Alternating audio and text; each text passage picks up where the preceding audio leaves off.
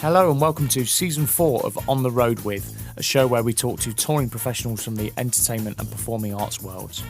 My name's Gareth and I'll be your host, and if you'd like to catch up on the first 3 seasons and indeed the start of Season 4, you can do that wherever you get your podcast fix. You can also follow me on social media. It's Gareth John Music on all social media channels, and my YouTube channel of the same name as well, which has all the episodes on there as well. You can stream all the commercially available music from the show on the On the Road With featured songs playlist. My guest today is somebody I've got a massive amount of respect for. She's a multidisciplinary artist in every sense of the word, a great dancer, great singer, really great with her harmonies. She's got some really interesting and exciting projects on the go, and she's got some interesting views as well on the lockdown, the pandemic, what that's done for the performing arts. So I really hope you enjoy, as much as I did, my chat with Lucy Littlemore. Lucy, thanks for doing this. You're very welcome. Super excited. Good to see you. Yeah. This is take 2 of our intro.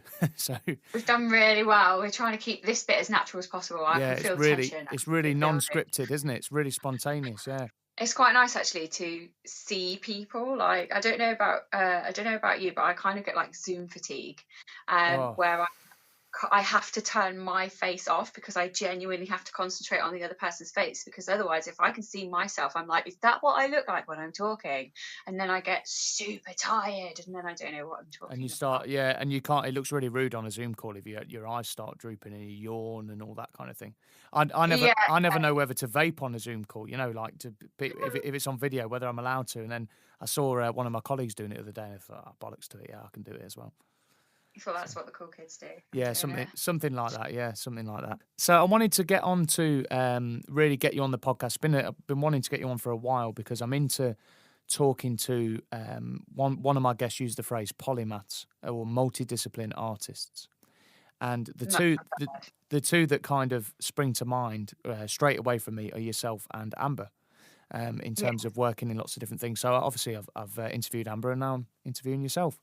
So talk to us, obviously not every listener is going to know exactly what you do, and it's quite a lot. So just talk us through your sort of setup pre-COVID as well. I know it may have changed a little bit or may not have done, but just the kind of setup that you've got at your end. So essentially I am a depth vocalist. That's kind of the bread and butter, roof above my head job. Yeah. I then have different kind of areas that I work in. I dance, I teach, actually that's a fib. Good one. I used to teach and I'm considering going back again because I keep being asked and I don't want to do it anymore. But I write harmonies for vocal trios. I coach privately. It's essentially my setup is if there's work out there, either building vocals for groups or singing them on stage, I head towards it. So yeah, there's different types of groups within that as well. And I also write for charity choirs, which is quite cute. Didn't know that. Okay, didn't know that. And I also didn't know that you used to teach as well, because teaching was something I was going to get onto a bit later. It was a surprise question. It wasn't in your email. But, I know, I've got notes in the questions and your first question was out of order. So can we get back sorry. to the order? What was it meant to be? The different approaches between working. No, I'm kidding. One of my is about preparation, and I'm like, you can't catch me off, because if I don't know what I'm about to say, then I'm going to go off on a tangent. Yeah. Lockdown happened, and I got excited to communicate with people. Anyone, it could be anyone, and then I'm saying too much, like exactly right now. So go back. Okay, so talking about your different artistry then. I didn't know, I'll save the teaching one for in a bit. I didn't know that you were trained as a dancer. I didn't know that until the other day. And we've talked loads of times. We've done gigs together, etc. And I do see you as a dancer, don't get me wrong. Yourself and the rest of the Darling Creatures Collective as well. And you've got the Vixen Trio, etc. I'm really impressed with all the dancing you do. You've even tried to teach me, which is admirable. But with the dancing side, I didn't know that was kind of. Well, would you say it's your first love, or is it just what you were trained to do? Honestly, I would say performing is my first love. However, it is that I am doing that. I've essentially tried to do as many things so that give me the chance to perform. It's less about trying to be center of attention and more about steering an environment, and I really like to do that. And even if performing for me is stage managing or choreographing for something, it's the making of something and then it being performed and then it changing the space. And so for me, that's always been my first love. How I did that has changed through the years. So I started off, well, I was very ill as a child, very, very ill. And I spent an awful lot of time in Great Ormond Street. So much so that come 13 years old, I'm out full time.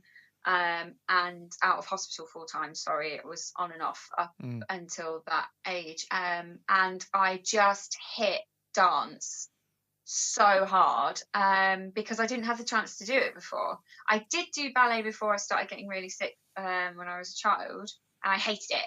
I hated it because I couldn't see myself in a mirror. So I didn't see how beautiful this really awkward and painful movement actually was. It was just repetition of quite boring things. I thought I just wanted to make the shapes. So yeah, come 13 years old, I go to a S Club 7. I'm going to teach how to dance like the music video, and I went to that and I met this dance teacher, and she said to my mum at the time, she was like, well, my mum is at the time, but she said at the time to my mum, Hannah's really got something. I'd really like for her to come and do some dance with us. So I started doing tap because there was nothing else. I may as well tell you the truth. Yeah. We're doing this. I was always very body conscious because of various different scars or weights because of being so unwell. And tap was the only class that you could wear a t-shirt in. So I was like, wicked, going to tap. Hated tap as well, hated it. Until I went home and put my headphones in and started tap dancing to Nirvana and tap dancing to Alanis Morissette or tap dancing to James Brown or even like Billie Holiday. And then I found my own little flair. And then from then, it was just boom, boom, boom, boom, boom, straight away. And started realizing that I actually had a skill for harmony, like a real acute skill there for harmony. Mum's fault, sitting in the back of the car. Never sing over a diva, okay? Because she'll tell you to find a harmony. It's the monster that is the not better artist, but the more versatile sound maker, because you're constantly trying to facilitate somebody else's lead vocal. So that bred the harmony making. Then all of a sudden, they just took each other's hands, and it was okay, musical theatre. And then musical theatre took off. I got accepted to quite a few of the big places, but something took my fancy elsewhere, and I went to Manchester Met and studied contemporary dance. So I had a really short love affair with dance, but it just hit hard, and that was it. I was off, and I did fall back in love with ballet eventually, and soft dancing that isn't angry and can be made into rock dancing, because I watched Centre Stage and then got some plastic cups from the kitchen cupboard and put some tissue in the end of them and tried to go on my point shoes. On point. To point. And then I told the dance teacher, Louise Austin, my tap teacher, that I've been doing that, and she said, come and teach the babies tap and I'll give you ballet dance lessons for free. Oh wow. So I did that. So it's I don't. Long story short, I don't really have a first love. I really do like performance, the art of space changing and environment changing by producing something or by making shape or sound, and that's always been my first love. And then however I've got there, whatever skill I've used to do that, just happened to be whatever skill I happened to use at the time. Yeah, I mean the question associated with that you'll see in order on your email. Was it? See, I can be organised. the skill associated with the question, associated with that was the difference in mindsets between the disciplines. But it sounds like you've kind of answered that question in that performance is a mindset in itself. And I tell students that I teach this quite a lot. Performance is a mindset in itself. It doesn't really matter, and I don't. Obviously, the actual physical aspects of it are different, but it doesn't really matter what medium you're using. It's having the performers and the creative mindset, them coming together, and then, like you say, utilising whichever skill is asked of you at the time.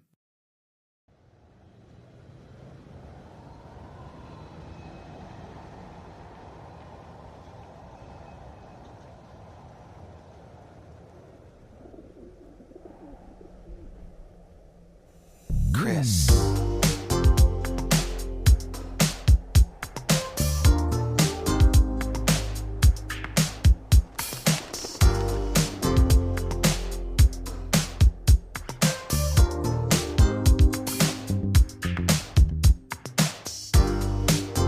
I'm gone in a flick, but back in a second. Distorted skin, rush for no reason.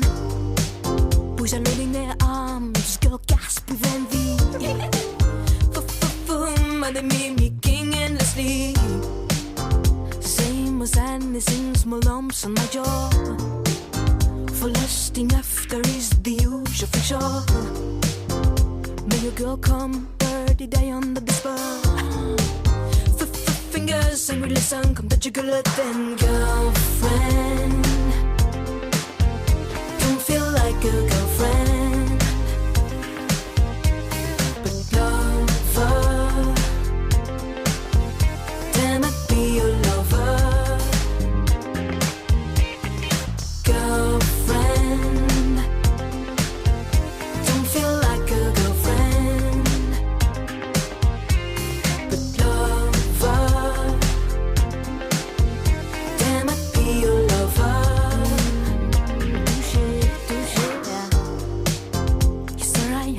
I abandoned my fame in the lake. Let's see now how fast you're breathing and how long this will take. Those who used to pass by me think they are baffling a liar. Fuck is you didn't even taste much better. Came back steaming in sweats in the morning. I muscled in before I wanted to hold him. Then traveled to let those bird dogs rage crew. Fuck is me, fuck is you, fuck is you now. Girlfriend, don't feel like a girlfriend, but lover. Damn, I'd be your lover. Girlfriend, don't feel like a girlfriend, but lover.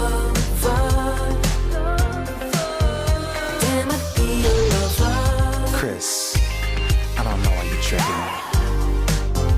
Touché, touché, touché, touché. Touché, touché, touché, touché. Touché, touché, touché, touché. You got to keep on rolling, girl. Keep rolling, rolling, rolling. Touché, touché, touché, touché. Touché,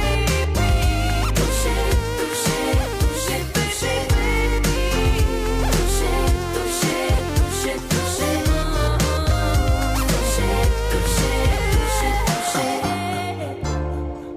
No, absolutely. I wrote this huge I'm going to say all this stuff and I'm going to name drop, and then it was like, hang on a minute, like the simplest understanding for me of the different mindsets between making is that there isn't one. Genuinely, I really don't think it is. If you take the different disciplines back all the way to what they actually do within the body, it's almost about kinesthetic learning. Kinesthetic understanding, where the fingers are placed on the fretboard, where you breathe to produce sound, the way you form wood, and the way you craft plastic together or whatever it is that you're doing, and the way you shape. It's all about the brain within the body, understanding space, sound, and those very primal functions here touch, taste, sound, all of those. They really do form they are part and parcel of every single craft making or art making discipline. And it is that kinesthetic of understanding. I think the thing for me when I was looking at this question, if it's okay, I'd love to talk about this just a little bit. Yeah, go for it. In terms of making, I really don't think there is a different approach in terms of optimal learning or optimal skill building. I think that's where passion meets craft, or a flair meets discipline. So for example, for me, with the tap dancing, I waited for my boom moment. I didn't know I needed a boom, that's it, and this is why I like it, or I can do it in this capacity and I understand it. And it just was something that came really naturally to me, tap dancing. Actually, that's a lie. It came really naturally to me, the concept of it. I loved it. I was really excited by it. But then I actually went over it and over it and over it and over again. And I remember dancing to, what's the rhythm? Michael Jackson's, which I hate to credit Michael Jackson in any way, shape or form, but that, and doing Suzy Q's and time steps and on my conservatory floor and just absolutely hammering it. And my boom was there. My excitement for the subject was there. And so I actually used that to build the accuracy of the steps. I was excited enough about it. But I think there is that it's that seesaw. It's like, how do you facilitate optimal learning, skill building? And I think it is when you see that spark in that person, or when you see that piece of excitement that maybe takes their fancy just a little bit more than something else. And then it's about learning how to hone discipline. So is it about repetition? Is it about giving the power back over to the student? Or is it about learning what the power is if it's you that's making something, so that you can use your timing of practice more effectively? So for me, teenage years, raging out, stick the offspring in, tap the hell out of myself in the conservatory. And then that to me was almost like a therapy as well. So skill building therapy, there's so many things that tie into, how to learn. And the approach of that for me translates to any skill. Yeah, it does. In the performing art, in the performing arts or otherwise, actually. And I think you were just talking about teenage years. I've seen a lot of that with, excuse me, with my students.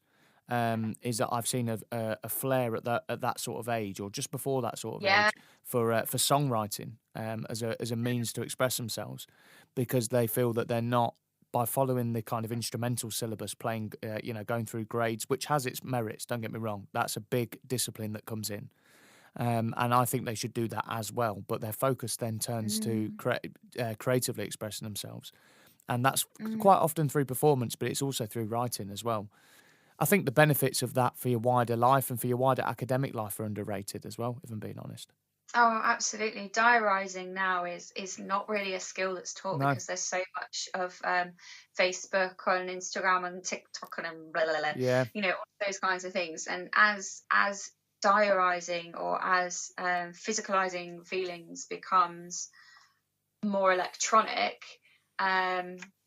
there is a shift away from writing feelings down. Yeah. And, I don't really know many children, to be honest, not now. But I did used to when I was teaching, and I can't think of one that used to sit and write a diary. And I know I used to sit and write a diary and write down these feelings, and then sometimes it would turn into something else and it would become poetic. And then I'd pick this is something I did at uni in terms of making choreography. I would get a diary excerpt or an instruction manual and physicalize each third word, or just the vowels, that sort of thing. And so even writing feelings down, generating work and generating something physical out of it, something sound out of it, like kids these days. But there is a lack of writing down feelings. and letting it then move into something else. And I'm kind of hoping that it's just moved on to a different medium, like maybe it's just gone to TikTok. And that's how people are making music and making movement at the moment. But yeah, that's the optimal time. I mean, your hormones are raging, aren't they? You've got a lot of emotions going on. He said this to me, she said that, I'm going to write it down. Then you generate your own sort of word bank of emotions, don't you, at that time? And then you're absolutely right. It's about, that's the moment of going, they've got a flair for this. Let's kind of push them, not push them, but kind of facilitate their learning in a different way, and fingers crossed something comes out of it for them. And actually, it's a tough line. I know you said, "Oh no, not push." I mean facilitate. As a teacher, it's a very dodgy line between pushing and facilitating. Yes. You have to be so careful. You really do. Yeah, there are certain types of minds and certain types of thinking that lend itself really beautifully into certain types of movement or sound making. Yeah. Well, now is the time, isn't it? Now is the time really to open that up for people like that at the moment. I think with everything that's going on, I think it's more important to learn how to facilitate different types of minds and learning. So that people aren't really isolated, really. Definitely, yeah, taking that kind of inclusive approach. I mean, the next show, it's the first time I've said this on the podcast, but the next show I'm going to be doing, the next podcast I'm going to be doing is a creative and performing arts education podcast. So you're definitely going to be one of the first guests on there. Yeah, I will. I absolutely will. And until our conversation today, I may not have done, if I'm being honest, just because I've always worked with you performing or recording, doing what you're doing, but not teaching what you're doing.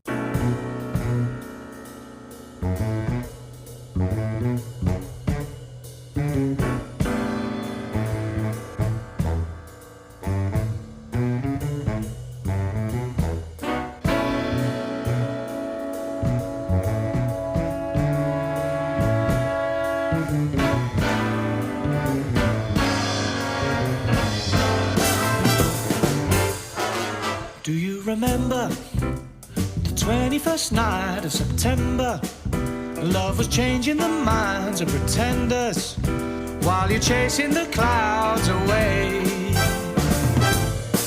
Our hearts were ringing in the key of your souls were singing as we dance in the night. Remember how the stars stole the night away. Say, do you remember dancing in September?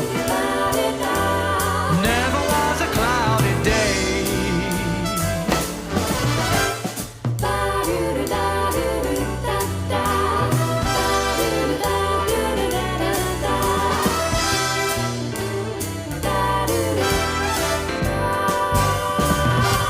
My thoughts are with you, holding hands with your heart to see you. Only blue talk of love. Remember how we knew love was here to stay.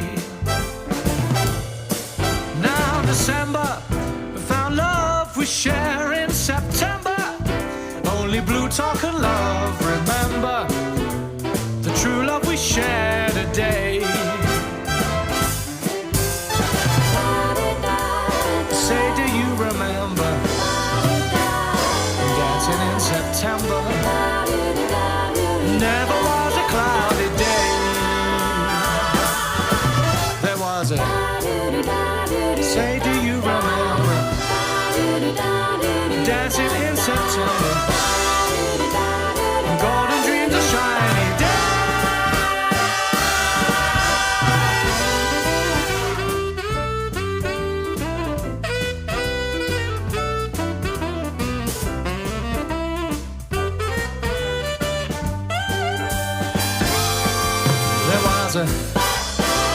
Say, do you remember?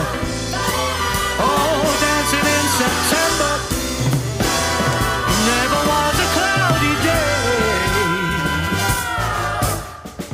The bell was ringing, our soul was singing Do you remember? Never on a cloudy day. Say, do you remember dancing in September? Never on a cloudy day. Say, do you remember dancing in September? Never was a cloudy day.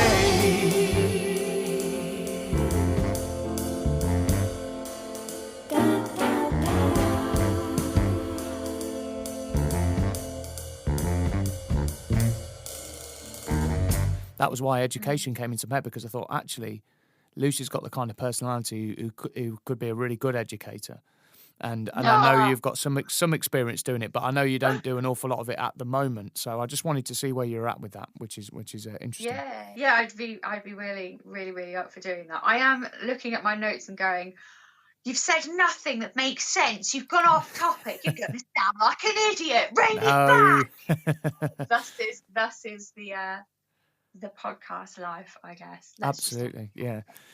So the next thing was really talking about as a working performer and writer, arranger, choreographer, dancer. Has it been beneficial in these strange times to have that broader skill set? Because I guess some of the skills you haven't been able to have that creative output for, have you, during these times? But then some you probably really have. I don't know.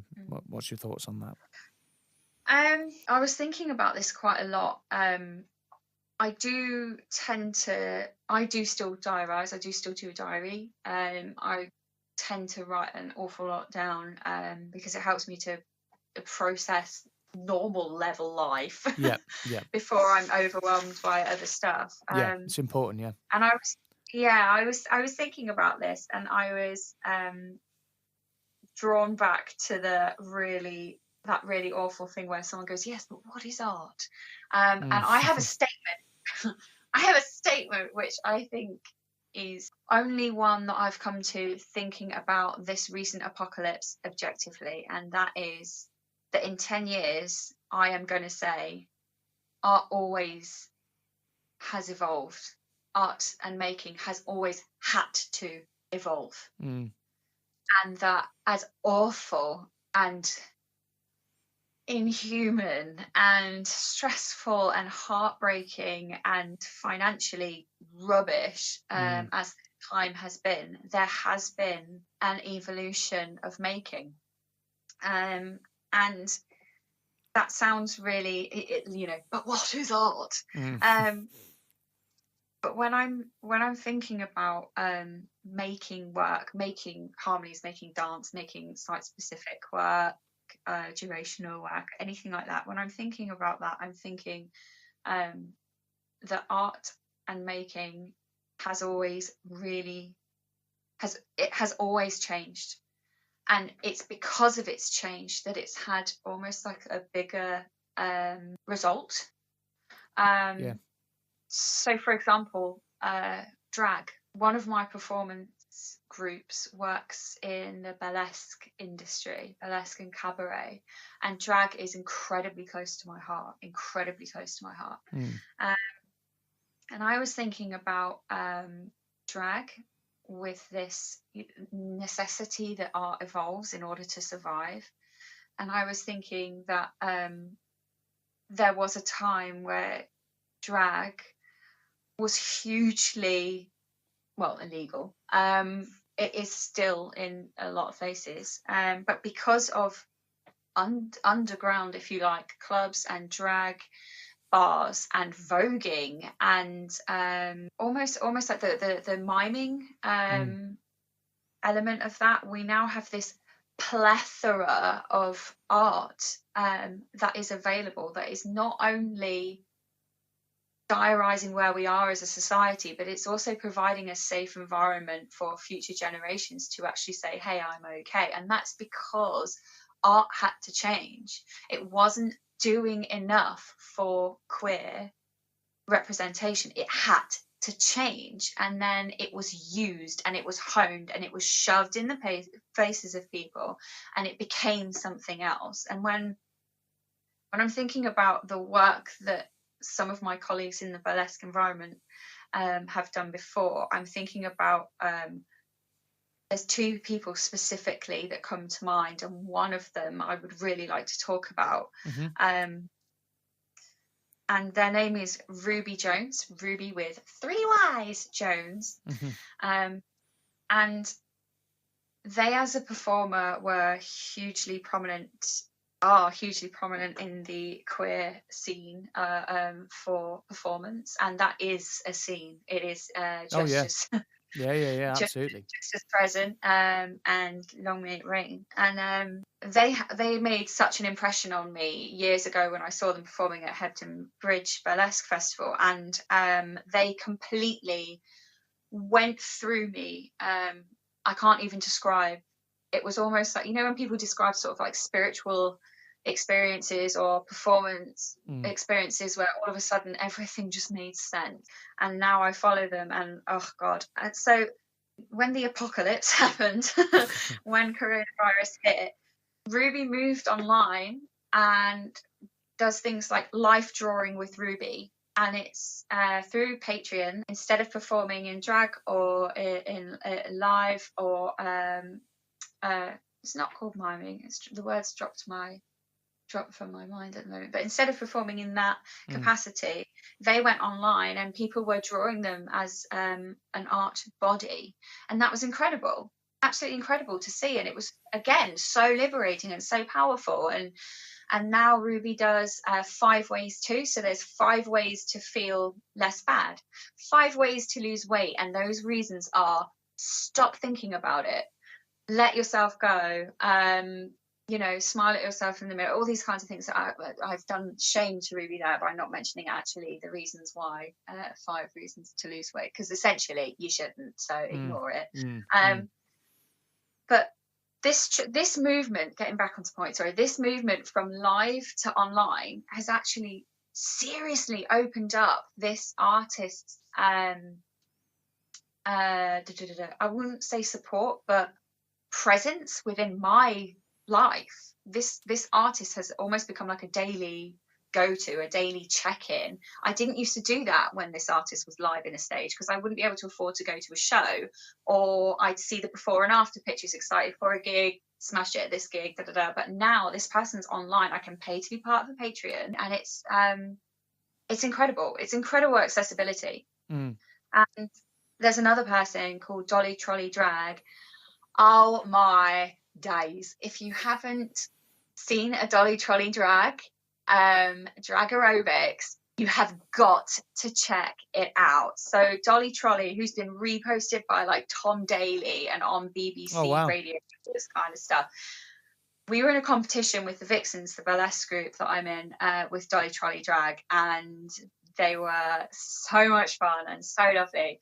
And years later, this person is now doing Facebook drag aerobics, and this is like, you know, slut dropping or grapevine to essentially Under the Sea from The Little Mermaid. And there's kids jumping up and down and dancing. There's adults sobbing with pure joy because of this making, and it's in the living room.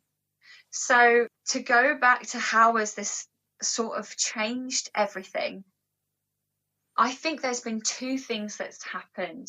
Art has always had to evolve to become more for the people, more accessible to the people, and that includes singing, dance, anything. And there's been a fluctuation of these gateposts, in that there is a wider scope of accessibility, in that more people can put stuff out because it is on the computer, if they've got the facility to do that, of course. And actually at the same time, it's kind of lowered the threshold, tightened the gates as to the breakthrough artists, because you've not only got to be really good at what you do, you've also got to be really good at communicating online, communicating that thing online, which not everyone is as well. No, like me right now, I'm terrible at it. Can't talk. But you know, these people are now becoming experts at how to make this more accessible. There are disabled people, getting on my high horse, there are disabled people who I personally know, who have watched people regularly that they never thought that they'd be able to do. They have. That's a good point. That's a very good point. Started things, started tap dancing, started Zumba, drag aerobics, started singing in their living room, and their art is actually liberating as well, and making is actually liberating an entire group of people who couldn't do it the normal way, being physically on a stage. So there's a huge, for me, I'm all for it. I bitterly hate that I'm not on a stage. It breaks my heart. That is what I was born to do. I love to do it. Yeah, me and you both. In any way, in any way that I can, I want to do that. But I'm also seeing that there is a broken-hearted group of artists in my cohort, including yourself, who are now invading people's living rooms. And they are still liberating people, whether it's not in the same capacity that they were doing it before. Like for yourself, when lockdown first happened, you were doing live sessions in the garden. I think I caught one just before you moved and your neighbours clapped. And I was like, woo, this is really fun. Yeah. And it's very evident that we're not doing things how we used to do it. And it's heartbreaking. It's really, really heartbreaking. There is something else emerging from this that I think art makers need to cling on to, and that there is huge amounts of people being liberated by the change. And there's huge potential in it as well. There's massive potential in it, which I think a lot of us are a bit blinkered to. I include myself in that. A lot of us are a bit blinkered to that potential. Actually, you've opened my eyes to quite a few things just then. And scenes that I don't know about as well. I'll be the first to admit, scenes that have really kind of, like you said, the two people that you named have really kind of revolutionised the way they've done things, and in doing that, have brought people to art that never would have been able to or been inclined to be part of it before. And that's got to be a good thing, whatever form that takes. That's got to be a good thing, surely. You just used the phrase, there's now got to be something else, or words to that effect. Do you think there's something else and the normal we had before can coexist? Or is it all going to change? You think they can? Yeah. Well, I mean, in a dream world, I absolutely think that they should. Whether they can or not, I don't know. I absolutely think that they should coexist. Just going back to those examples, it had fueled me to put pennies in a jar to go to America, to see Ruby. Smooth. I am so fueled, you'll have no freaking idea. And Jolly Trolley, oh my gosh, I want to go. There's another artist who I need to mention called Lolo Brow. Oh my God. What a multidisciplined artist. Flame-throwing, fire-breathing, burlesque, dance, vocals, the lot.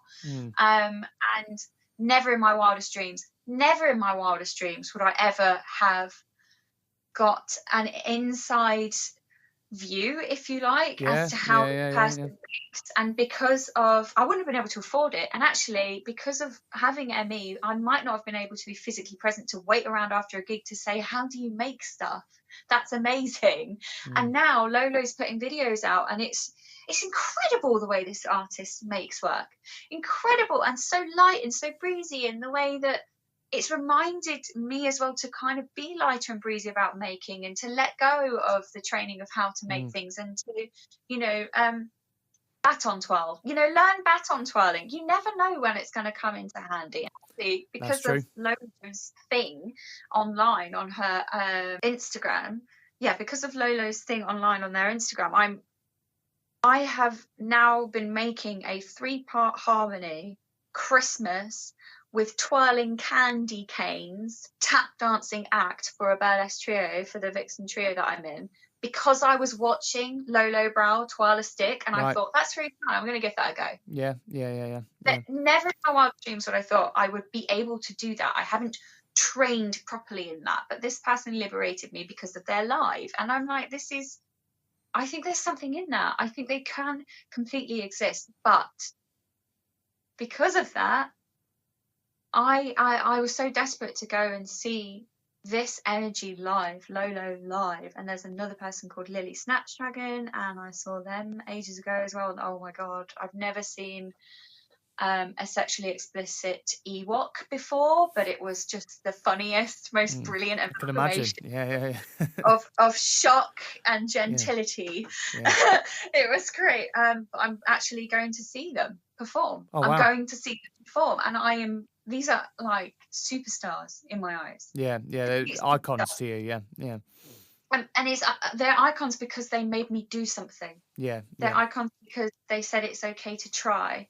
And a lot of people who can't afford to go to dance classes, who are too poorly to go to dance classes, singing classes, who don't have the money at home, Or don't have the confidence as well. That's the other one. Exactly. No one can see you if you're throwing a stick around your living room. Yeah. Lead itself into a 3-part harmony tap dancing doo-wop Christmas strip act. You never know. Yeah. I mean, I've actually got you've made me think about it a different way actually, and it takes quite a lot for that to happen. Believe it, ask my wife. And I know it does. Yeah. You know, we don't need to go down that path. But I've got 2 examples actually. I was thinking while you're talking, because you were saying about somebody you said what a multidisciplinary artist. Can't remember who it was now. It wasn't one of the 2 you'd first mentioned, but it was someone else. And somebody that really wows me like that, and that I'm gonna, if it's the last thing I do, I'm gonna go and see live, is Gunhild Carling from she works a lot with postmodern jukebox. Blonde-haired lady. Oh, the trumpet playing genius. Yeah, trombone is actually her first instrument. Trombone is her first instrument, and then trumpet is she's fantastic on trumpet as well. She's bagpipes. She's the recorder, piano. She writes great songs. She's got a really, maybe not a technically great voice, but a great voice, a great characterful voice. And she's got a distinctive voice. You know it's her, and she can tap like hell as well. In my opinion, anyway. I don't know about tap dancing, but she can. To me, she looks like a very skilled tap dancer. Yeah, absolutely. And you know, I've been watching her TED Talks, and I've been, I was already a fan before lockdown. Don't get me wrong, but now I'm at the point where, and you have that time to yourself, don't you? Where you're scrolling down your Facebook feed and videos come up, and obviously the algorithm suggests what they know you're going to like, and that's one of the things. And watching her, I just thought I've got to go and see her. I've got to go and see her live. And I even want to get. I want a bit of a mission to get her on this podcast, because I'd love to just have a chat with her about how she does what she does, and how she's worked all over the world, but still works all the time with her family. So many of her videos are the kids in the family all playing brass instruments. Her sister, I think it's her niece, has got a great voice, really, and could be something special as a singer as well. So you see that. And then the other thing was, I'm quite into my magic. I'm quite fascinated with magic and with circus skills and all that kind of stuff. And as a little hobby, I do the Diablo, with the sticks and the thing. And in my garden, I used to do it a lot in my old house. Haven't so much here. But again, on YouTube, just a suggested video that, okay, maybe I would have seen it if it wasn't locked down. Yeah, okay, maybe I would have. But dashing from here to there, doing length and breadth of the country touring, probably wouldn't have, if I'm honest. And I saw this Fashugi ball, the little glass ball. It's in the other room. And they roll, they can roll them around their bodies and make them. It's a form of mime, you know the kind of thing I mean. And it's like that thing, and it's sort of I'm there you doing go. arms, but no one can see our arms. We're flailing our arms, and we know what we're talking about. Sort that of. Thing. And you see, I remember as a kid, it just took me back to, and with the various loss of experience recently and stuff, a lot of little things can take me back to childhood quite a lot easier than they used to. And I remember walking in town with my granddad and grandma and seeing a guy doing all this, and he was a I don't have the right terms, but he was one of those guys in painted silver, stands there still. Do you know the one? Yes, I know. I don't know the word, but statue, yes, there's one kind in. of. Yeah. And then people put money in the hat, and he moves. But he was doing that with a Fashugi ball and balancing it while he was still. And I just thought the amount of those guys and girls that I've seen anyway, and then to see him with that added twist, it was the glass ball that fascinated me, because I've seen that act 1,000 times. I've seen it done great and done badly. And I just thought in lockdown, I thought, sod it, and I just bought one on Amazon.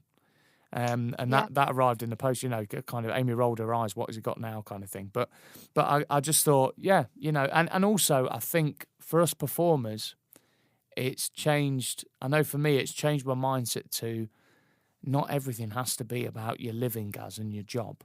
You can you can perform, and it can be that nobody ever sees it. People will probably never ever see me doing the Diablo or using that ball, because I probably wouldn't ever feel confident enough to perform it in front of an audience. But am I that bothered about performing it in front of an audience? No, I want to do something for me. And I think, like you say, people who haven't got the confidence, or they're too poorly, or they haven't got the money to do these things normally, it has opened up that world for them. And like I said before, that's got to be a good thing. And also that something you said there that about, you know, no, it's just for you and stuff like that. You know, there was this pressure before. I don't know if you felt it, but if it was like, oh, if someone's good at something, they need to be making money from it. Yes, absolutely. That's what I was getting at. Yeah.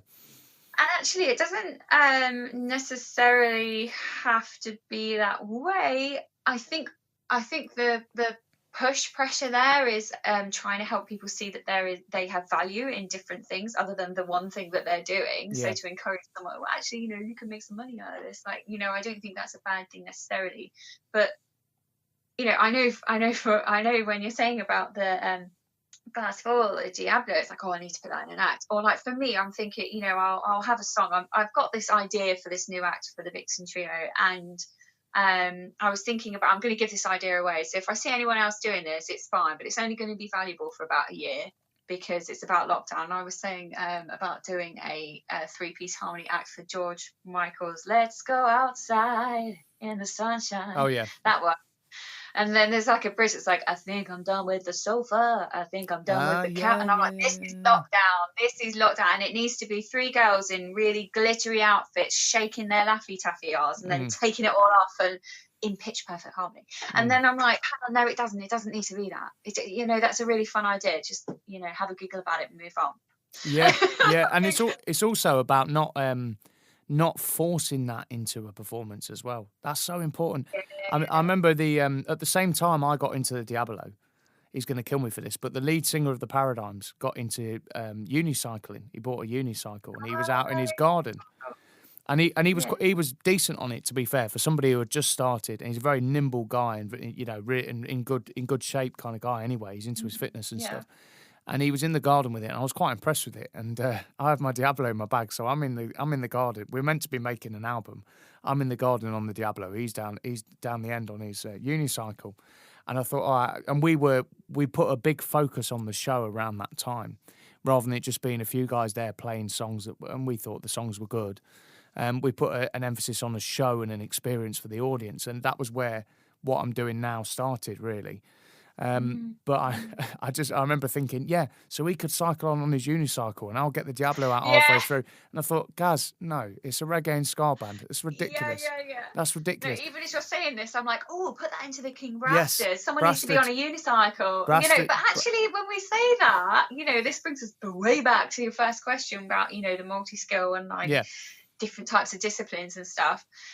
You know, the King Brass is one of your ventures. That's so like that can take that kind of stuff. Do you know what I mean? It can. But at the time, I didn't have that, so it was like I wasn't doing that. So it was like, no, you're putting this into a Leicester reggae and ska band. It's ridiculous.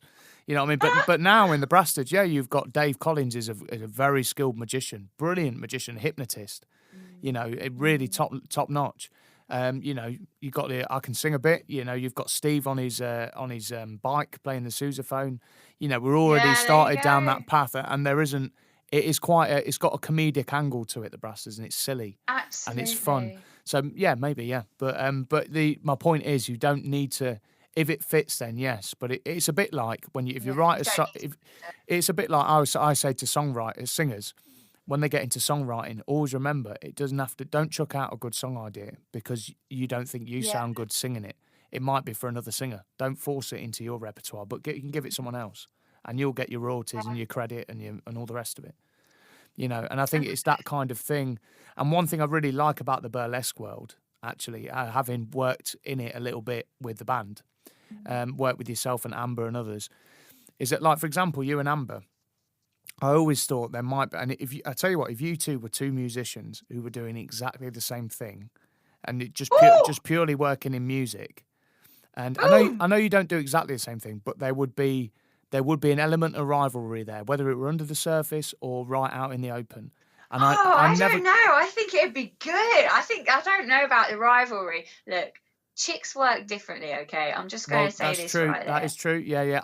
I did think that, but I thought I can't phrase that without sounding a bit misogynistic. I didn't want to come across like that. So, but no, they of do course. work. They do work differently. They do work differently. Yeah, right. absolutely. And there's also like there's different facets within like the burlesque world and stuff. So yeah. She was telling me when she came on, actually. Yeah. Yeah, I mean, my group in terms of notability or or even skill in classic burlesque is nowhere near where she is. We don't do the same kind of thing, and we are babies compared. We are cheesecake burlesque. It's kind of very if you can imagine Kermit the Frog and Miss Piggy doing burlesque, it's kind of a little bit like that. It's called cheesecake because it's like cheesecake. It's silly, it's funny, it's but it's also multi-skilled. Like I say, 3 people tap dancing, singing pitch perfect harmony. Yeah. Being able to entertain a room, that's hard. That's really hard. And actually, I expect that kind of multi-skilled performer when I'm looking at the Vixen Trio. Yeah. The Vixen Trio is a 3 group. We're all in charge of it. But I expect my left and my right, or my left or right, to be as good, if not better than I am, because we've got 3 people's worth of learning to do. We have to learn the choreography, then we have to learn how to look like each other. Then we have to learn the vocals around the breathing of the choreography so that it doesn't affect the blend of the vocals when we're singing and breathing together. And then we dance out and matching energy or letting the character come out, and then we come back, and then we've got to own the stage all the way to the end of the song. It's huge. It's a huge amount of skill set. But no, I think Tallulah Blue is sort of like superstar. She's a legend. She's a legend. Even I can tell that in that world. And I remember actually asking. I remember asking you guys for. There was a date she couldn't do with us on tour. I remember asking you guys a while back, and I remember you saying, "Look, if you're after exactly what you normally get with Tallulah, there's no one better than her to do it." I remember, but to us, like the lads in the band, burlesque is burlesque. I'll be honest, it's only getting to know you and her through working with you and others as well, Laura and other dancers, that you go, whoa, hang on a minute, this is a whole big world of its own. It really is. Oh God, yeah. I mean, it's like, you sort of call somebody a musician. Well, what skill are they practiced in? Exactly.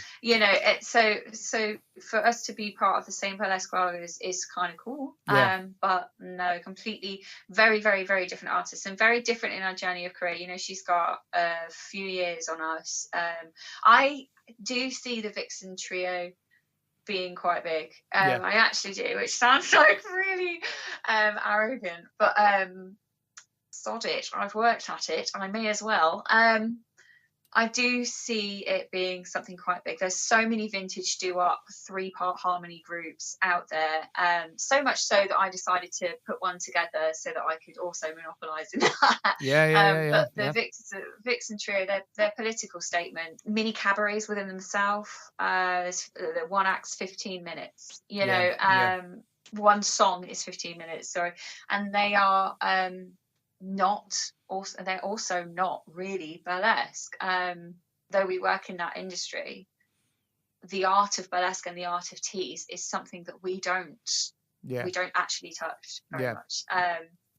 We're more, wow, trousers off, way, glittery, and that sounds really airheaded, but do you have any idea how hard that is to do?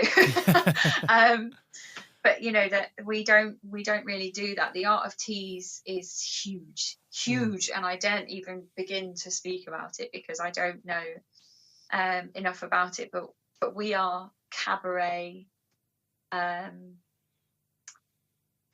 musical theatre in a burlesque world, I would probably say. But yeah, when I was saying boom before, if Tallulah Blue and I were both in like the same, like if I'd got the same amount of years as her and then we were like working on something together, oh, it would be amazing. Well, I'm sure it will happen. I'm sure it will happen. Oh, I'm just going to sneak in the back of one of her Instagram lives, like, hello, hello, name drop me. No, I wouldn't dare. She does keep saying we'll have to do something in the future, and I'm like, I'll just pick my chin off the floor, and then perhaps maybe I'll think about it. So when you talk about the Vixen Trio, then for a second, when you talk about the Vixen Trio, could be pretty big. What does that look like to you? Take COVID out the equation in a normal, when we get back to whatever we're going to get back to. What does that look like for you? What does an average month, year? What does a calendar look like? What sort of things are you doing? How does the show look? Oh, yeah. No, I can see it now. I'm going to be like the lead singer of the Maguire Sisters. I'm going to have married a gangster and have lots of jewellery and just lounge and then occasionally go and somewhere every now and then. That's it. That's all I want to do. No, I'm kidding. Actually, again, really just want to be performing. My vision for that is really that I'd like to have a stage show, that I'd like for there to be artists on the bill that support maybe a two-act show, and it just goes around full band. We're the vocalists, we're the dancers, and people, our kooky and weird and wonderful fans, come and see us, and that's it. That's about the limit that I see that going to. We're never going to be Dita Von Teese. We're never, we're never going to be like a classic 3-part harmony. We can't really go on anything like Britain's Got Talent, and I don't know if I'd really want to, because it's a little bit indecent. Yeah. Let's not go down that. Let's not go down that rabbit hole. I don't agree with it. Just as red flag all around. But I don't see anything like that happening for us. But what I do see is a fantastic stage show that could happen. For sure, I would love that. And I think it's going to do it. I want to be 40 years old, 50 years old, 60 years old, going back to the Burlesque Hall of Fame, and here's Lucy Littlemore, and here's Felicity Foxdale from the Vixen Trio, and it's like, and we go on stage and we just do our thing, and everyone knows what we're going to do, and it's because of the banter that we have on stage that it works so well. And I'd love that. It's not even about the recognition. It's just, I'd like to make more than a living from it. I'd like the Vixen Trio to become the thing I love doing most. I think it is the thing I love doing the most, but I think I want it to become the thing I love working the most. Yes, yeah. There's a difference. There's definitely a difference there. Yeah, like going to a cover gig with the Deluxe Band, which is a band that I'm in. How many times have we sung Whoa, Sex is on Fire and, Mr. Brightside, and people are going mad for it, don't get me wrong, and don't just be in a cover band that does things badly, be in a good cover band, who really do know how to entertain the room. And I love it. I do love it. But I've never gotten off a stage from a deluxe gig, or from, even with the Darling Creatures, my own trios, as we've worked together. I've never gotten off stage with that and had someone come up to me and say, or come up to the group and say, you don't realise what you've done for me, because of the work that we're putting out. Because we're saying, one of our pieces is called Look, I'm a Lady, All Right, and it's actually about redefining the term ladylike, and that it doesn't have any group of set behaviours, and it doesn't have any group of aesthetics, anything. It's about whoever wants to say they feel ladylike. That's it. That's theirs. That's all it is. And, we had somebody come up to us afterwards, and it was like, it was insane. It was insane to think that I could be one of those Ruby Joneses, or that the group, or the message, the group that I was in was putting out a message that was doing the same thing as the people I've been talking to you about tonight. Like, it's just a mad, dream come true, really, in many ways, that for yourself. Yeah. Yeah. We may have only signed like 3 photos at a photo signing, but we signed 3 damn photos, and they were so fun to do. And I felt like crying and calling me mum and telling her I made it. I mean, I think like you fit into a similar mindset. We've got similar mindsets in the way that I remember someone saying to me once, a very experienced music industry guy, managed a lot of top bands, very successful bands, and he said to me, "You've just got to, if you look at the music industry or the entertainment industry or burlesque industry, whatever it is, as a wall, you've just got to find which brick in that wall you are and slot into that." And it's not it's not about being the one of those bricks might be the household name, the name on everybody's lips, the Britain's Got Talent person, the X Factor person, but a lot of them aren't. And you've got to just find the one that is for you. And I feel like mentally I've found the one that's for me. I've just got to slot into that. I've just got to go. I've just got to go for it, And I think you're in a kind of similar boat. But I think the public who aren't in these industries, a lot of people think you're either massive up there, and you're making your millions, you're doing arenas, whatever else, or you're right down there struggling, and it's a hobby which you're trying to make into a job, and best of luck with it, kind of thing. The in between gets ignored, and that's one of the reasons I started this podcast, because I wanted to talk to the people, and it's been. I remember when COVID came along, I thought, oh no, it's kind of scuppered my podcast because it's about being on the road, and nobody's on the road. But actually, it's been a great time to talk to those people because we've been some of the hardest hit. That's only talking financially, let alone all the rest. As somebody said to me the other day, who was it? I think it was Ollie Murs or someone they were talking about, and they said, "Oh, bless him, he's not able to do it. He's got to postpone his tour to next summer." And I went, not being funny. I saw his call on Instagram the other day. I think he's going to be all right. You know what I mean? I'm sure those people miss it like hell as well, especially if you take an Ollie Murs or something. He is a consummate entertainer. I think it was Ollie Murs or Robbie, one of the two. Both of them are both consummate entertainers, and I'm sure they miss being in front of a live audience. But financially, they would never have to do it again if they didn't want to.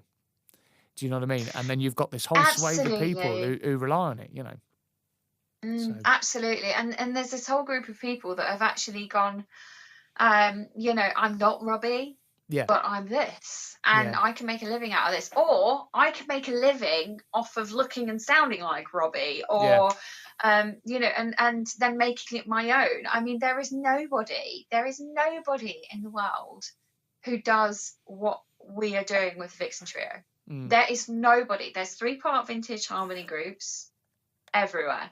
Yeah. There is nobody who is doing this. And I'm like, there's my brick. That's my brick. I just have to hone this in. And I'm hoping in 10 years' time that I don't have to eat my words. But I really think even though there's my brick, as in, that's how I'm going to stand out. It's not that. It's this. That's the brick that's going to sustain me as a maker.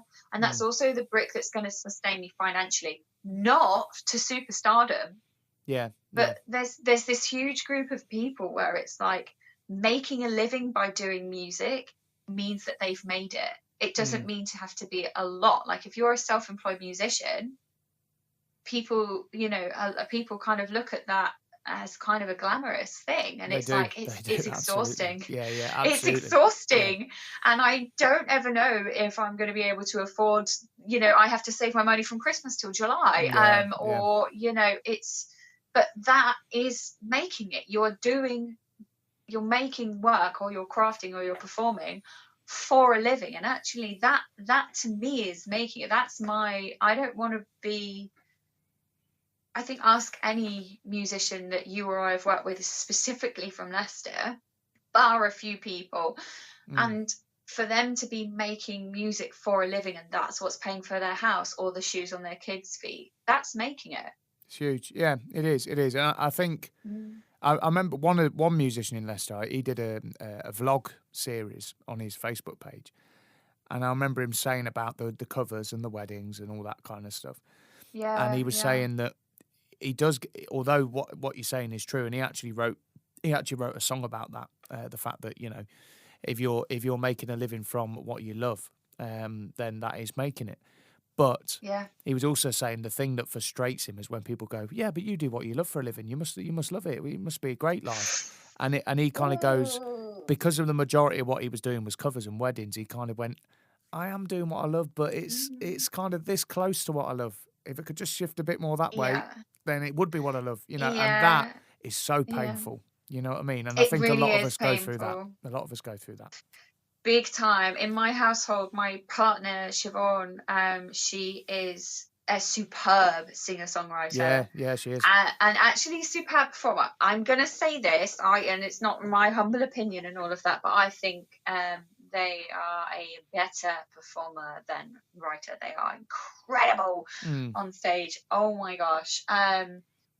Than lyric writer, sorry. I can't get over watching Siobhan live. I remember you said that. Incredible. You said that to me on several occasions, actually, when you Oh my and gosh. straight after shows as well. You know, the day after, or the like when Just she out of did a this show at world. Firebug. I remember you going, "Wow," you know, you were really blown away.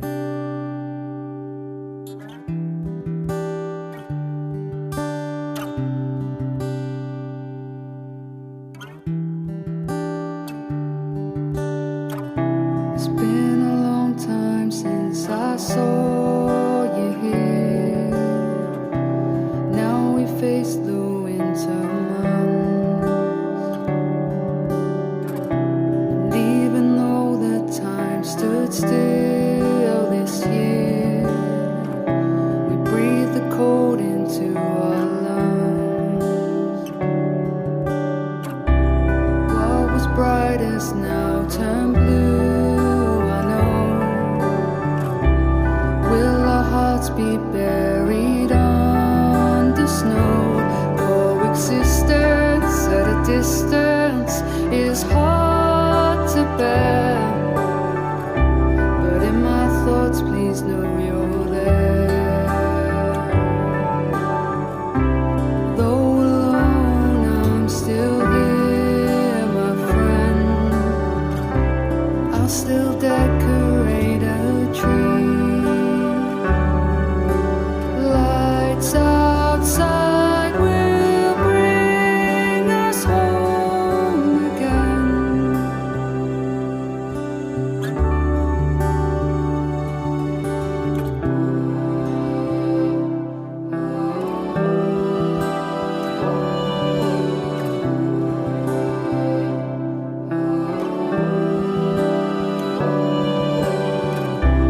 Find the lights and plug into the past. Place your memories inside the glass, the ones that fill you up and make you laugh. A timeline that's built to last. Though alone, I'm still here, my friend. I'll still decorate a tree. Lights outside will bring us home again.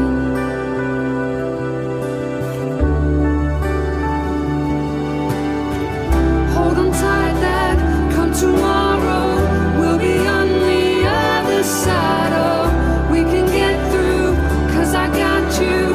We'll survive these holiday blues. So until then, here's to you, another Christmas song. You don't have to sing along.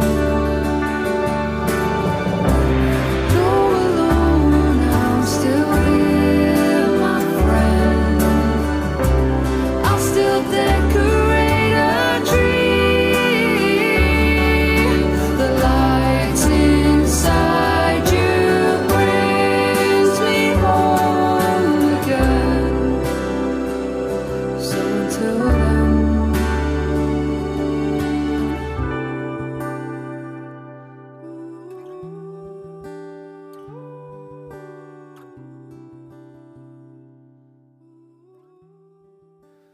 Out of this world performer. And I think it's the entire room is singing back to her, singing her own lyrics back to her. You know, that's like that to me is superstardom. I'm like, that's something I would never be able to do something like that. But my paycheck singing Kings of Leon in a cover band is higher than hers playing her own music in a bar full of people who have paid to see her singing her lyrics back at her.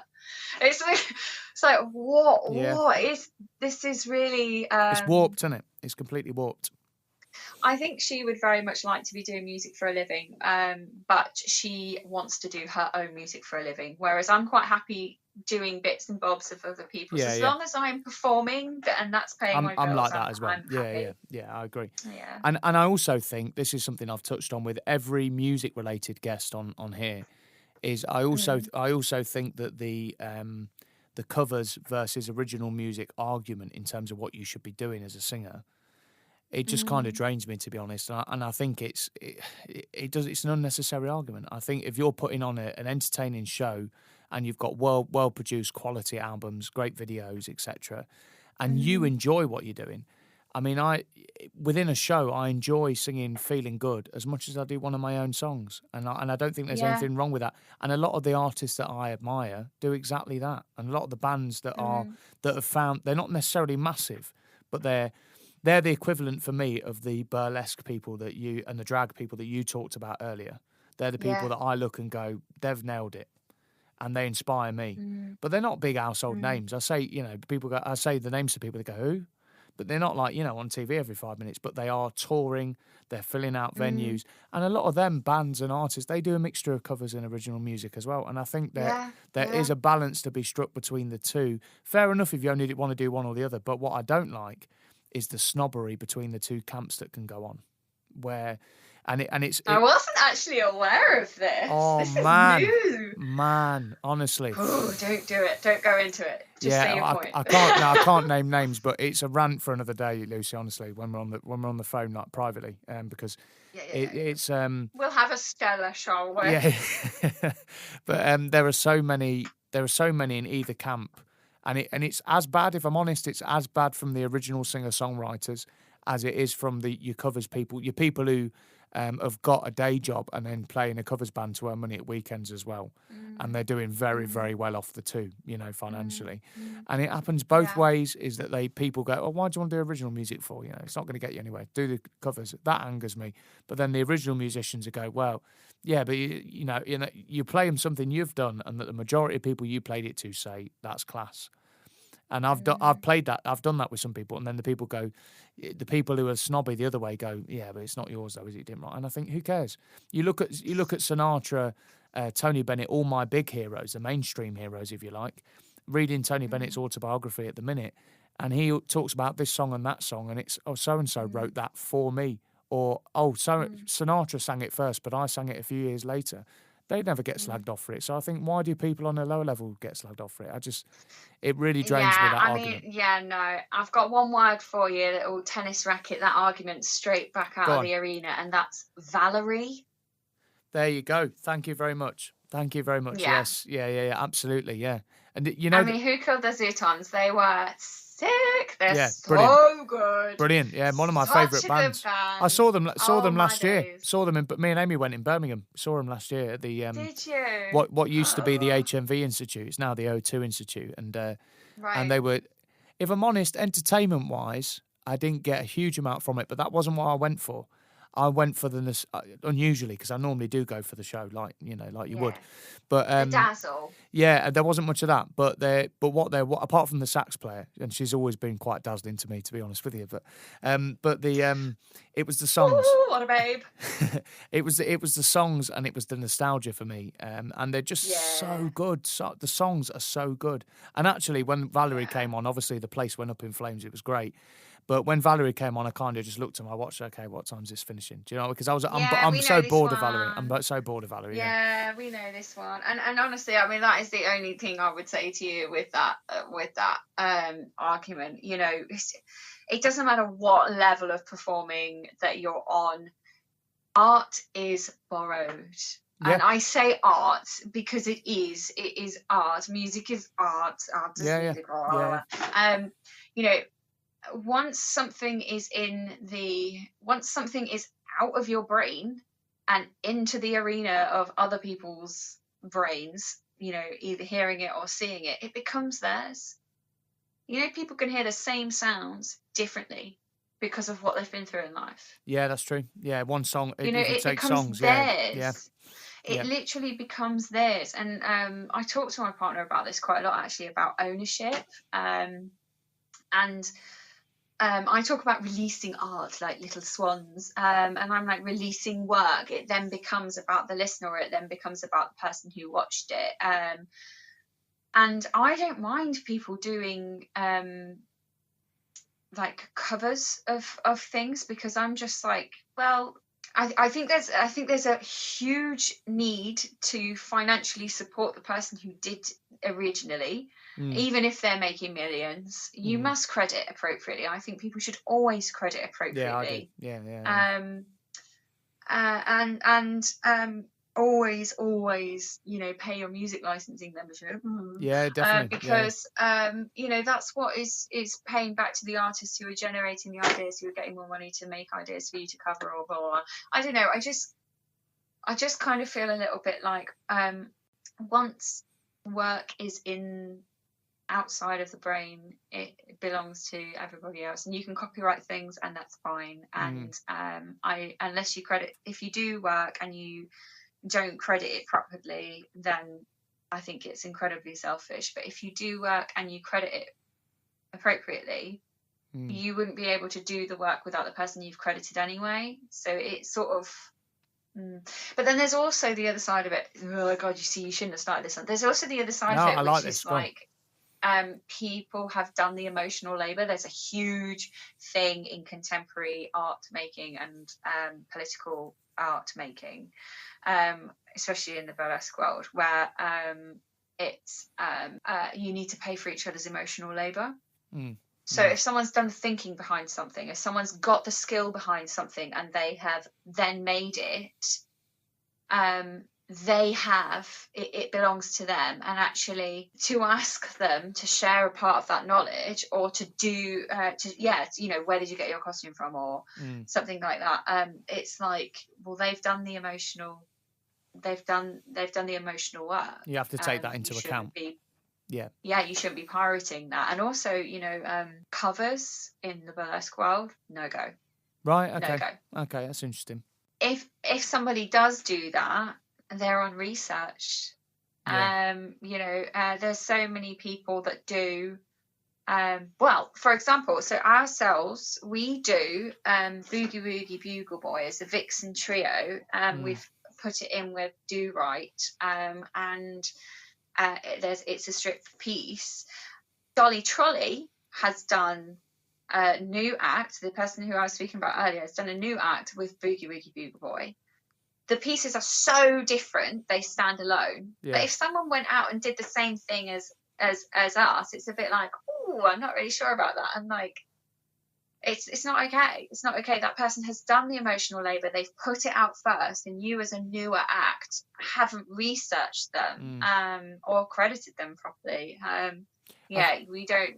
In that world, you don't really do covers at all. I think the other thing that occurs between singers, though, and again going back to Tony Bennett, he said to Bublé early on, he said, "Michael, you steal from everybody. If you steal from one, you're a thief. If you steal from everybody, it's research." And actually, vocal-wise, I know that I've done a lot of that. And I'm even in the studio with Neil, and I'll do a take, and he'll go, no. It needs to be more Tony on this one. Come on, like that. And then we go to the next one. And literally within the same song, and sometimes only a few words apart, he's going, no, think Frank. But I think there's a fine line between that as well. And I think also, I'll tell you what pisses me off more than people, if they do a cover of something and then they credit it appropriately, they do their own thing with it, which I like to think we did with September, for instance. Agreed. Yeah, if you do your own thing with it and you also recognise the brilliance of the song originally, that to me is better than when people write an original song, but it's a blatant rip-off of somebody else's and there's no credit whatsoever. And something's just been slapped on the top. Yeah. You know what I mean? I think that is rude. That is a lot ruder, actually. Yeah, definitely. I mean, there's so much on this topic. You could write a book on it, couldn't you? This is a podcast in itself. It is actually, because you've also got sort of like cultural appropriation covers. Yeah, I know. And ableist views on covers, or people doing each other's songs, and this person had something that they were able to do and the other person hasn't, or you know, there's so many. I'm going to make a note of that as a show idea. I've got on Do on that my as notes. another show. Yeah. Get me I will on. do. I will. Oh, you'll Get be. me talking for queer people. 100%. Yeah. Covers. 100%. I'm doing it now, literally. There we go. Original, cultural. There we go. Yeah, etc. Cool. Yeah, got that down there. Nice one. So well, let's moving on to the final topic. Then we've talked about how the two worlds of, you know, virtual and, to put it simply, virtual and live performance can work alongside each other. What do you think a roadmap or a timeline back to what we used to love doing? What do you think that looks like? Oh gosh. I know it's $1 million question. I know it is, but I've got to ask it. Well, for us as a trio, breathing hot air into the same room is really illegal at the minute. Same with us as a New Orleans brass band as well. 7 of us playing brass instruments. Yeah. Hot air blowing. It's not a good sport. So I don't know. I don't know how long it's going to take. All I know is that no, I don't even know that. I don't know anything. I don't know how long it's going to take. I don't have a roadmap for it. I think I'd like to continue down the path of making work accessible for different types of people. You seem passionate about that. That's come across. I really am. I didn't realise I was, but I think I really am. But I also think that it's actually about the next level of skill building. Okay, so looking back at ice skaters, I'm not an ice skater, but looking back at ice skaters years and years ago, let's say like 20, 30 years ago, the skill level has jumped to now, right? Right. You know, looking back at vocalists as well, do you really think that some of the artists that were out, female and male, or anything in between, that they would have been as successful if they were singing next to somebody like Beyonce, who has that physical ability to do more with her range, or even I hate to say Beyonce and Mariah Carey and those kinds of people, but that skill level is vocal gymnastics that was not present 20, 30 years ago. Now the skill level has jumped, and you've got two-tonal singing. You've got the quality of work that comes out when art has to go underground and come back out. It comes back harder. Yeah, that's true. It comes back more skilled, more able. It drops hundreds of people who are dabbling. It actually does, and that's really sad, because you shouldn't be dropped for making work. You should always be encouraged to do that. Unfortunately the filter kind of kicks in is what happens. I agree. It does, and it's when I think back to looking at certain tap dancers, or just dancers, then it's almost like it's moved into when you think of like So You Think You Can Dance and stuff, and you look at these incredible contemporary dance genres within this So You Think You Can Dance show, and it's acrobatics. It's not just lyrical contemporary dance, it's dance and acrobatics. Something else has to come along with it, and that is the resurgence, that is the moving, it's the evolution of art. It's the evolution of art. You know, you look at people like in the contemporary dance world, you've got things like people like Merce Cunningham, okay? And he worked with John Cage, who did the so-and-so part Minutes of Silence. If anyone's studied music, So they worked together. And some of the stuff that Merce Cunningham was doing was really alien. Really, really, really alien. And it came out after a drop, or like a cluttering of art making, and then through this cluttering, this shadow appeared that was about filling the space with bodies as opposed to bodies dancing in the space. And there was this huge change, and then was postmodern dance, and it's just I kind of just feel that there is no roadmap, but we have to go down the rabbit hole. If we want to carry on making, we could be 2 years down the line and vaccine or no vaccine, performance or no performance, or actually we've become so ill after this, mentally or physically, and all of it changes, and there has to be some shred of art making and some way of doing it that remains in people who like to make work. And if somebody can find a way to do something that's any shade of what they did before in any capacity that they can, be it electronic, on stage, anything like that, I think that's the only roadmap at the moment. Do I think people should retrain? No, I flipping don't. No, I agree. No, on that one, I absolutely don't. Fuming on that score. Yeah, I think everybody was. I think everybody was fuming. And you can't stop. But it's even more insulting. Yes, it's completely insulting to art makers. But what makes plumbing so accessible? That's a skill set. Yeah. That's a tradition. It's a craft. I tell you what, art makers, let's just shift you over into tradesmen, where they have also sacrificed their lives to learn. It didn't just shift priority, it actually added categories of value. Yeah. That's it. What? It was disgusting. It was disgusting, and I think I relate this back to a point in my last interview, the episode before this one. Is a good mate of mine, Nick Jackson, is a sound engineer with Jamiroquai, and he was talking about how, I mean, you look at an arena show with Jamiroquai, there's 30 to 40 staff on that, just involved with Jamiroquai. Absolutely. You know what I mean? That's so many jobs. Mm. And he also made the point that I talked to him about TV work and broadcasting and all that, how sound engineers could move into that.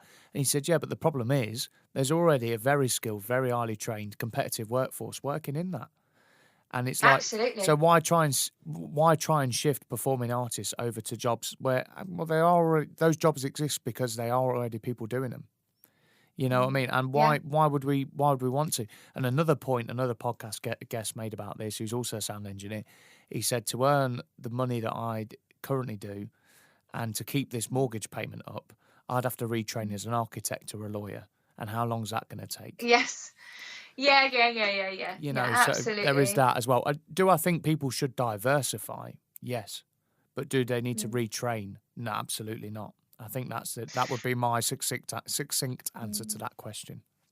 I think it brings us right back to the beginning question that you asked about, like, is there the different approach to, it takes me back to the first question, which is like the different approach to learning and or the different approaches to different types of skills, and actually, being multi-skilled, and I do say that really proudly, not arrogantly. Proudly. You should be, absolutely. Being multi-skilled.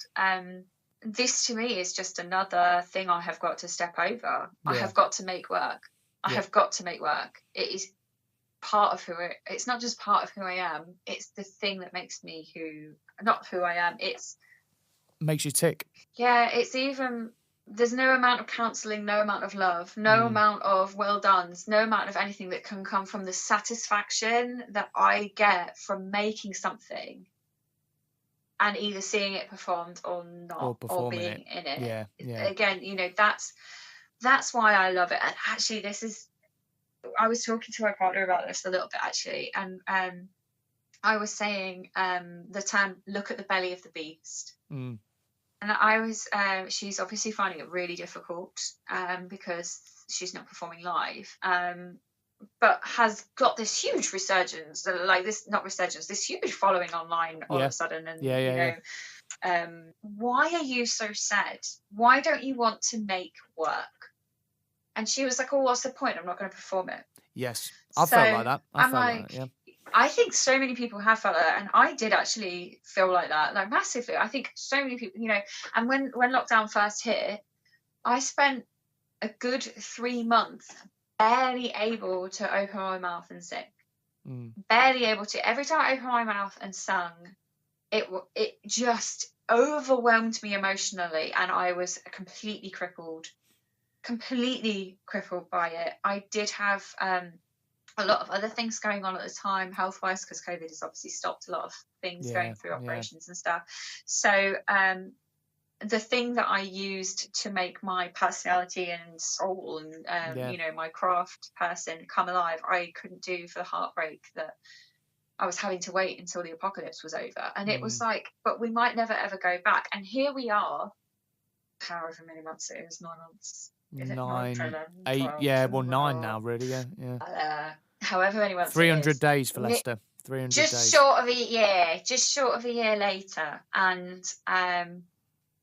there's been the chance for me to go back over old ground with acts that I've made with the Vixens, to actually look at the DCC and think, the Darling Creatures Collective, and think, what do I want? Not, oh, I'm good at this, so I can do it. Or this is going to make me some money, so I'm going to do this. Yes, you have to be able to sustain financially, but actually what is going to sustain you so much so that it's going to bring energy to you to keep making for it? Yeah, well, that's key. That's key. Yeah, and I said to Sharon, I was like, you need to look at the belly of the beast. Literally look at it. And there's something quite, I love that, belly of the beast. I think it's really like, it's a good phrase. To say. I like it. Yeah. Look beautiful to say in your mouth hole. Yeah. Belly of the beast. You know, I'm like, you know, look at the belly of the beast. What is the core of what you do? Why do you love what you do? And I think she was really ashamed to say that it was actually about almost like a counselling or a therapy, but that actually mostly it was about performing her things. Yeah. So for me, having lots of years of counselling, I'm like, oh, so that's about validation. That's about being heard. That's about being appreciated as a craftsman and da-da-da. But actually, I'm in the same boat. Your first question, what is my first love? Changing spaces with my presence. Yeah. Changing spaces with my sound, changing spaces with my body, and teaching other people to do the same. To do that, yeah. Yeah, you know, and that is, and that's it. And I've looked at the, you know, belly of the beast with the Darling Creatures Collective, and I definitely see half of that being dropped off the board when lockdown is over. I definitely see that going. I see some of it becoming like, you know, in a money-making category, a bread and butter category, you know, the one that keeps your roof above your head. But I also see that there's a need for something else, either for myself or for a client. Yeah. And that's, what do I love about it? Well, I love the fact that I can offer a client anything that they want, because I will find it. If I can't make it, I will find it. If I haven't got it, I will find it. Yeah, I will link that's the one of artist your that's one of your strengths. Yeah, is that sourcing kind of ability, which not everyone has. And I think that has a lot to do with letting yourself go in performance. You know, if somebody's got a good concept in a performance, you know, I want to do this kind of a stage show and it's going to be this. I like it. I'm like, yeah, I'm all game. I don't have to be on it. I'm going to find people for it. I love the idea of the concept. I'm into it, you know, and I'll find someone for it. But if somebody says, you know, and it's a hugely successful thing, and this has happened to me, a hugely successful, very financially very financially, what's the word? Loads of money, that one. One of those kinds of shows. That's it, lubricant. A very financially lubricant show. Don't edit that out. It's part of my charm. A very financially lucrative show. Thanks.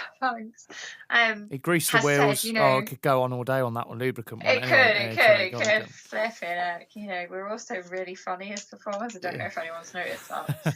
Or really not funny. I'm not funny. If they're still listening.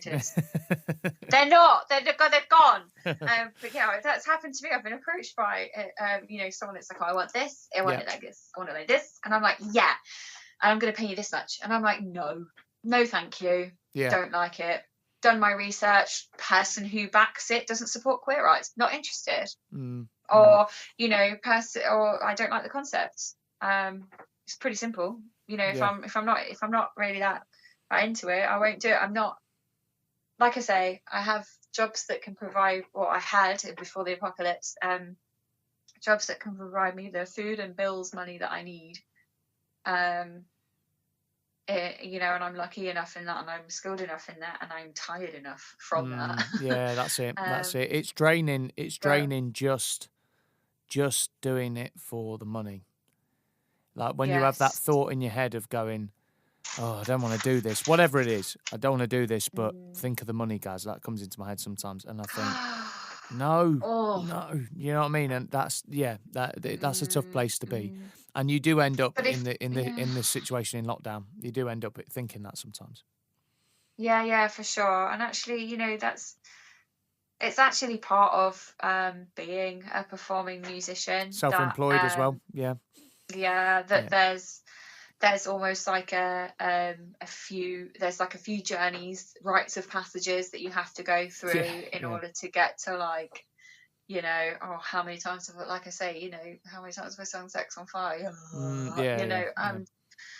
But 10 of those bar gigs gave us a wedding. And then exactly. 10 of those weddings gives us corporate. 10 of those corporate gives us then an arena, or it all stacks up. Yeah, absolutely. It does. Yeah. It does. Yeah, that's it. Well, Lucy, we've gone quite far over time.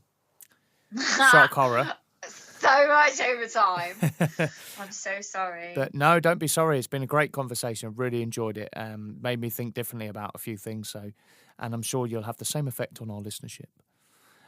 So thank you very much for your time. I really, really appreciate it, as always. No, absolutely. I'm really, really pleased you asked me to come. I've done none of my notes, listened to my paper, I've done none of it at all. But it's been a great chat. I really do hope that someone who's listening knows that they can make free will and do what they want at home and make some work just for the sake of it. I hope someone hears that today. Absolutely. That's it. Thanks very much, Lucy. Ta-ta! Bye-bye. Thanks for joining me for this episode of On the Road With, part of Season 4, and my guest was Lucy Littlemore, and what an exciting and interesting guest she was. Thank you so much, Lucy, for your time.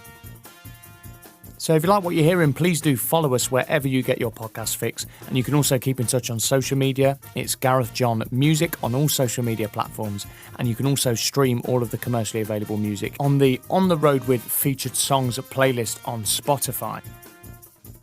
One last favour as well, if you could also give us a positive, hopefully, rating and review on Apple Podcasts, that would be much appreciated. It really does help.